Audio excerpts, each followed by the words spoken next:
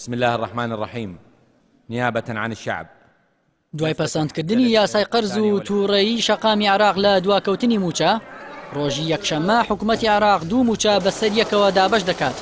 لە هەرێمی کوردستانی شەقام بێدەنگە و وادەی دابەشکردنی موچە نادیارە. ئاژانسی هەواڵی عێراقی بڵاوی کردەوە مستەفا کازمی سەرۆکوەزیرانی عێراق فەرمانی کردووە ڕۆژی یەکشەممە 15 تشرینی دووەم موچەی مانگەکانی 10 و 11 دابەش بکرێت و هەموو وەزارەتەکانیش لیستی موچە ئامادە بکەن. دابەشکردنی موچەی دوومانگی موچەخۆرانی عێراق بەسەر یەکەوە دوای ئەوە دێت ڕۆژی پێنجشەممە پەرلەمانی عێراق یاسای قەرزی پەسەند کردو.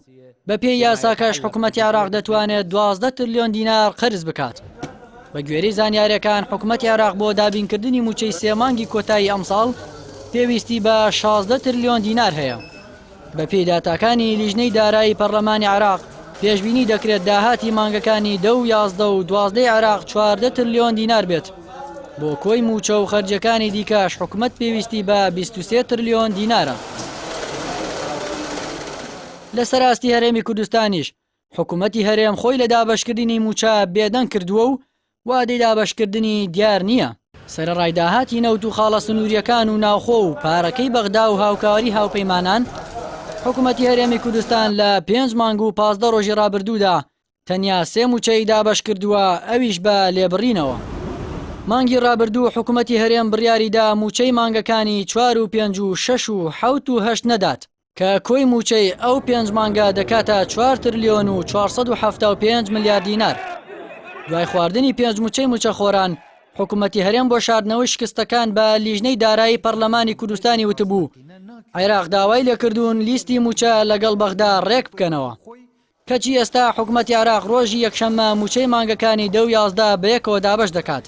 بەڵام دەنگ و باسی دابەشکردنی یەک موچە لە هەرێم نییە و ناشزانرێت کەی موچەی مانگیدا بە لێبڕینەوە دابەش دەکرێت.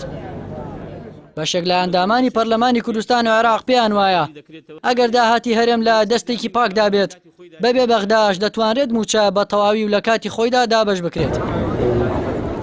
لە دوای فرۆشتنی نەوت بە سربەخۆ موچەخۆرانی هەرێم ڕوبەڕووی قەیران بوونەتەوە و حکوومەتیش لە بری چاکسازی دەستی بۆ گیرفانی موچەخۆران بردووە.